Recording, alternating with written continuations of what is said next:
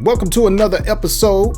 It's your man Parlow from Parlowgems.com. Certainly appreciate y'all rocking with me. If you enjoy Raising Kanan, make sure you go ahead and hit that subscribe button. And if you enjoy my content, make sure you dance on that like button as well. Join us down in the comment section as we chop up this latest episode of Raising Kanan Season 3. I'm calling it Crossroads because many of the main characters are at a turning point and it's just a lot going on.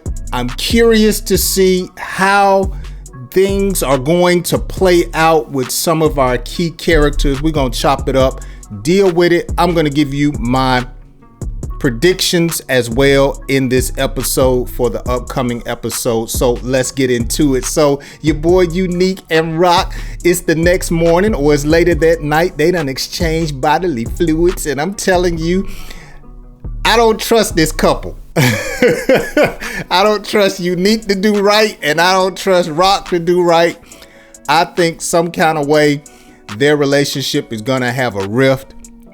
You can't have any type of trust in these streets and in the dope game. Y'all let me know if y'all think their relationship is sincere or is it just a booty call? They got good chemistry. I've always said here on the channel that Unique is one of my favorite characters. So I'm excited to see which path he ends up going down in this season. They get snatched up after they doing their butter pecan thing. One of my worst flavors of ice cream is butter pecan. I'll take that Turtle Tracks any day. But the Italians sweep in and break up their little romance thing and take them to an undisclosed location, which they talk about later in the episode. Meanwhile, your boys are in the club, and I'm telling you that I think that anytime anybody on Power starts getting into that yak and starts drinking, they are in trouble.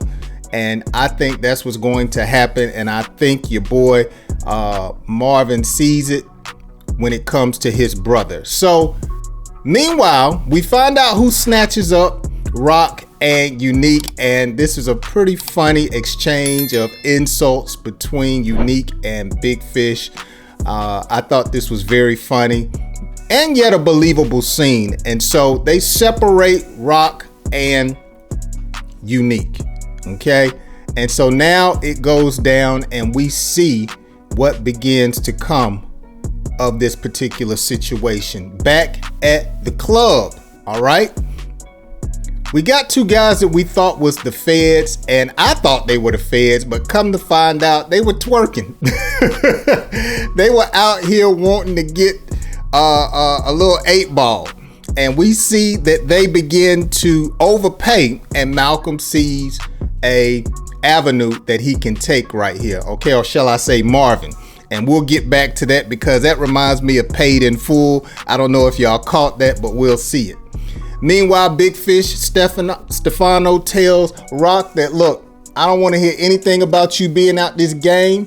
If you don't kill who I tell you to kill, then we gonna kill you and your family. And so he puts a mark on Sal, and she has to make up her mind if she gonna do it, and of course we know that she does.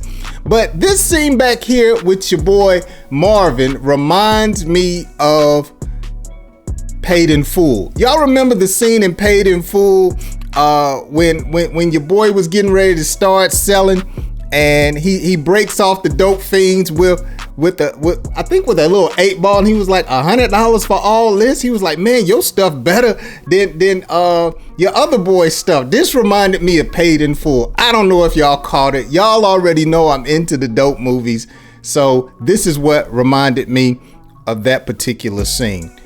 So this scene right here was a straight up trip. Okay, they go up to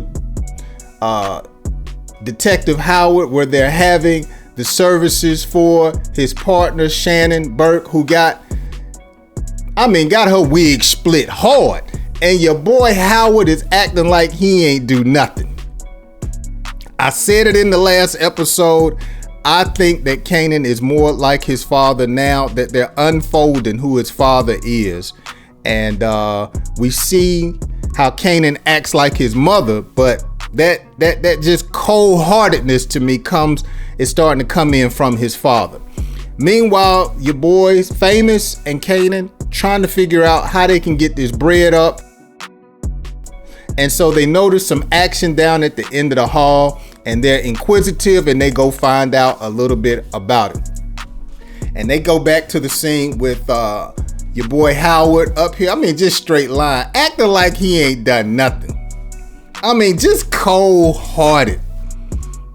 I don't know how he's gonna get got, but he's gonna get got. Okay, some of my subscribers are saying Raq may do him. I don't know. It could be that thing where they try to pull it like your boy in Power killed Ghost. Okay, I don't know if they're gonna do the child kill the daddy again, but he gonna get it, man. You just can't be this cold-hearted and act like you ain't ended that little white girl's life like that. That just wasn't right. Meanwhile, Raq is chopping it up with Marvin, and Marvin sees an opportunity, and I like how he at least plays it on the up and up, and he goes to his sister and say, look, you may be out the game, but I gotta get my money.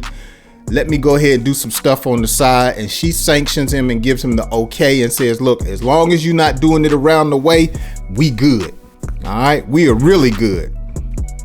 Then we got Captain out here chopping it up with Howard, telling him to, watch your back. You done stirred up a lot of stuff. You need to just make sure this stuff is dead.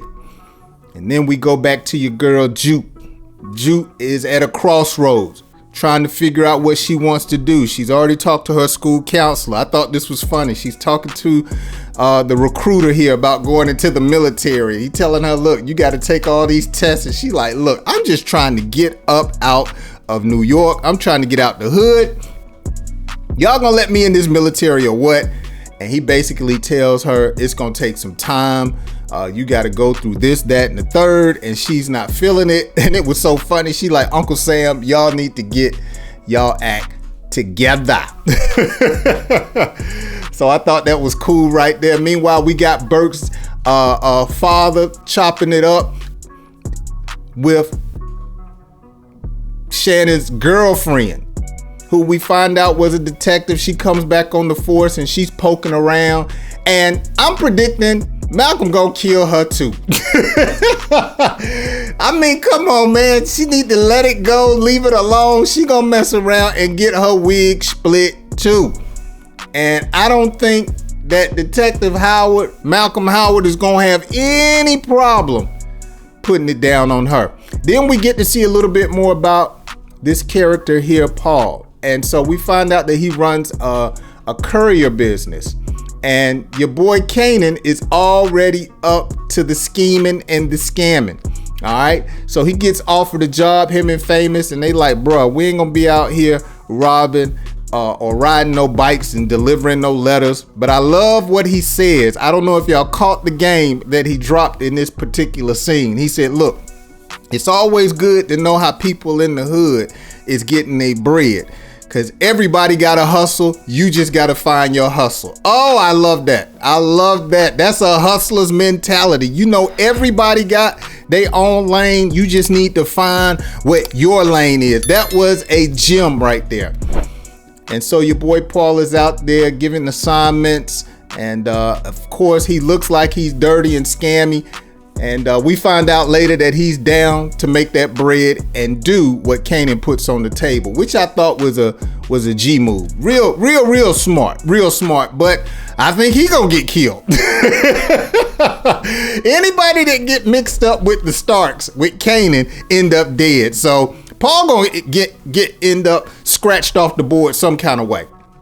Okay. Meanwhile, the feds step to Sal, and then we see an opportunity for Jukebox to get back in the music industry with her last girlfriend's father. He comes and drops a little opportunity on her, and we find out she ends up taking it. Once again, this is why I called this episode Crossroads. She's trying to figure out what she wants to do with her life. Jukebox is at a crossroads, okay? Everybody in this episode is at a crossroads. All right, we already know Jukebox is gonna end up in the police force, but we don't know how it's gonna go down. They haven't really revealed it. They're taking their time. So she's at a crossroads, and it's good to see her life unfolding. All right, Marvin is really tripping out on his daughter, not taking advantage of this opportunity. And so we're going to see his crossroads a little bit later. I think Marvin is going to die in the game. I think he's accepted the fact that he's not going to change. He's kind of like Rock. Meanwhile, Sal is at a crossroads. Is he going to go with the feds, or is he going to stand on business? And we find out that Sal is true to the game. He stood on business. He wasn't trying to be no snitch. He wasn't trying to be no rat, no fink. And so he told the feds where they can put it, and he stand on business. So he's just straight up OG. Meanwhile, I told y'all last episode, Ronnie is gonna be a problem. Okay, I don't know why Ronnie is acting the way he acting, but he want his corners. He out here like Avon. He want his bread, and Unique is trying to tell his girl, look, he good. He just doing his thing, trying to find his lane. Ronnie is gonna be a problem. Okay, Ronnie is definitely got some anger management issues, and I think that Unique may have to end up choosing between what he wants to do and what his brother wants to do. And so I think his crossroads is going to come down a little bit later, down maybe in the next episode or two, but I think they're setting it up to where he's going to have to choose between what his brother wants to do and his own personal plans. And I think he may end up Xing out his own brother. I don't know. Y'all have to let me know. I'm not really clear on what Ronnie is going to do. Will he link up with Kanan? I don't know. Will he find out how thirsty Kanan is and link up with him and then help Kanan to get his crew together? Could be. Y'all let me know down in the comment section. Now, this scene right here was real janky.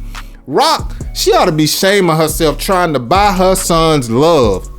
I mean, out here trying to buy his love and buy his affection. It was in another movie I watched to where they was like, look, I'm not gonna pay you to be my mother. I can't remember which one that was. That was The Wire, where Michael told his mama she was trying to get the government assistance card and asking Mike to pay him so she could go get some heroin. And he was like, look, I'm not gonna pay you to be my mother. And I think that's what Rock trying to do with her own son. She's trying to get his love and affection back by giving him gifts, and we know it does not work. I mean, she puts him in this fire 5.0. I ain't gonna lie, but I love how Kanan played it. I love how he played it. He was like, look, I know you a snake in the grass. I'm not rolling with you. And it's gonna be something to see how he finally cuts ties with his own mother. Y'all gotta let me know. Do you think Kanan is capable of offing his own mother? Now, he couldn't do his daddy, but do you think he has enough anger to actually carry out the deed on his own mom's? Y'all got to let me know down in the comment section. I think he does. I think he has that much heart, and I think all those bad seeds she put in him is going to come back and she's going to reap it in a very, very bad way from her own son. I could see her dying at the hands of her own son. Meanwhile, this was a great exchange, okay? I like Stefano. I like Big Fish, but I think Unique may end up killing him. I don't know. Will he? I think he will, because he's thirsty. He wants that. He wants to get back in the game. He needs a connect. And we know that he pointed him in the right direction on where he should go, but could he eliminate his competition being a faction of the Italian mob? You think Unique ready for that type smoke? You think he ready for that type pressure? Let me know down in the comment section. Meanwhile, we see Kanan scheming.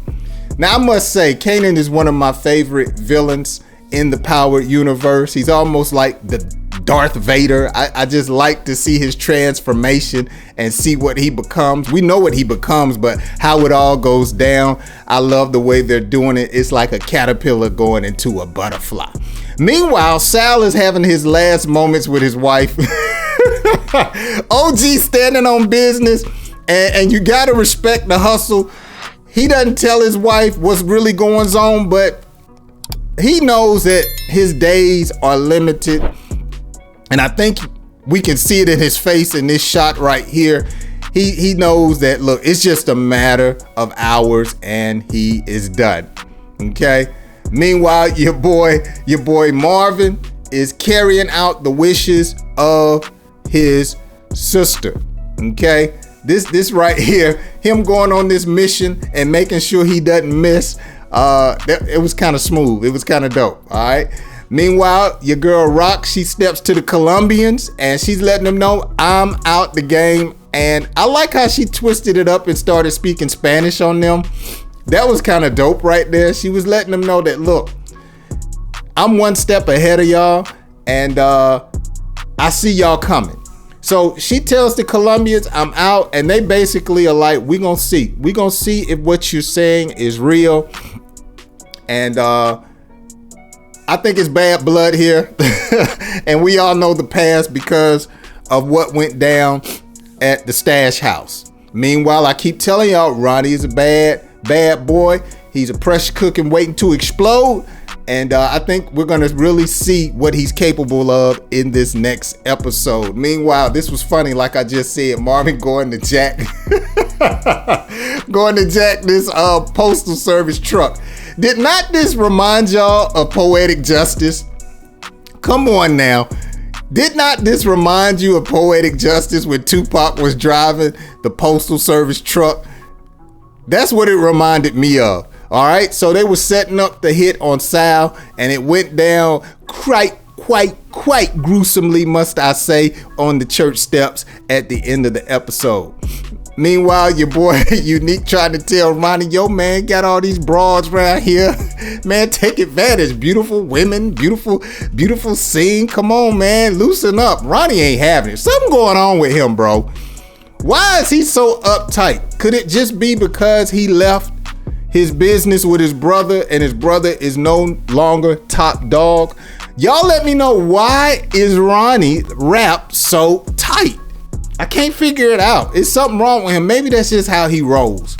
Meanwhile, Paul is over here talking to Kanan, and Kanan is saying, look, here's the spiel. I want you to let me sell weed and use your couriers to make the drop. Very smart, very smart.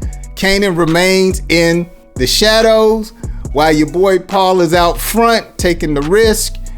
Everybody can see him, so if somebody gets caught, it's not gonna be on Kanan. Y'all know how it go down, but very smart. I must give Kanan props on that.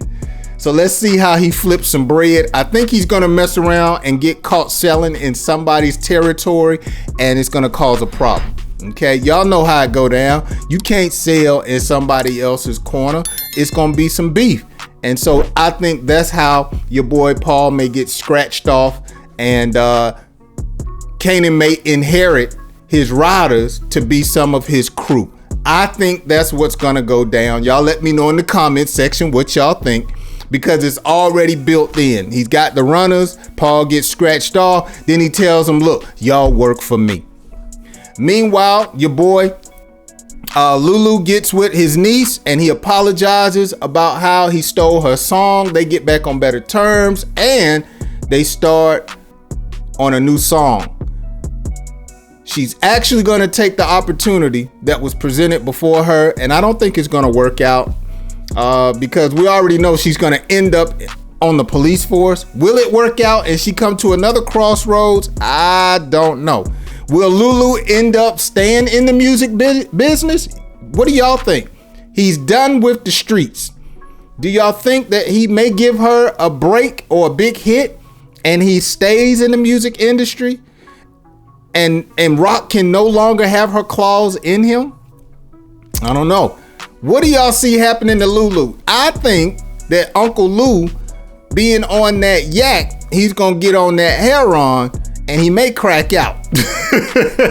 I never thought he would start being an alcoholic, but he's definitely depressed about his situation and about his life. Do y'all think he will actually end up on that needle? Let me know down in the comment section. All right. Meanwhile, we got these white girls out here not minding their own business. Y'all know how that ends. She over here pressing the boss man. Let me know what's up. Let me get back on it. And like I said, I think Malcolm is gonna end up doing her in. I think she's good as gone. She just doesn't know it yet. What do they say? A dead man walking? I think that's how it's gonna end. And so the episode comes to a wrap with this final scene where they're at the christening at the church, and Sal is with his godson, and very, very intimate scene. Everybody is happy. I love how they got 50 in the background narrating and talking over these different scenes at the beginning and the ending of these episodes. I'm really feeling that. It kind of plays homage to his life in the Power episodes to me. But this was real gangster to me. How Sal was just standing on business, letting the world know I'm here. Y'all can't threaten me or push me. And then in comes Marvin. I mean, doesn't this remind you guys of New Jack City? Y'all remember when they were at the party on the steps and they come in and Nino Brown gets sprayed on? This reminds me of New Jack City a little bit, and Sal gets got. I mean, right in front of his wife. And so R.I.P. to Sal, and your girl Rock is sitting back knowing the deed is done with her wicked self. I mean, she is just cold-blooded, just cold-hearted, and I can't wait to see her get got, and I hope it's by Kanan. I really hope Kanan does it, because she has twisted him up so bad. R.I.P. Sal. So this episode has a lot of the characters at a crossroads, and some of the characters we know how they're gonna end up, like Jukebox, but I'm curious on what's gonna happen to Uncle Lou. I'm curious if Marvin is gonna stay in the game, and I'm curious to see if Kanan is gonna end up inheriting these riders that will be delivering the marijuana, and they be part of his crew, and that's how he's gonna end up meeting Tommy, Ghost, and the rest of them. All right, so let me know down in the comment section what y'all think about my predictions, what y'all think about my theories. If you enjoyed my content, I appreciate if you go ahead and smash that like button, as well as go ahead and hit that subscribe button if you're not a subscriber. It's your man Parlow from Parlowgems.com. Y'all make sure y'all hang around as I get ready to drop some more episodes, and be sure to hang out with me on my new episodes. Peace!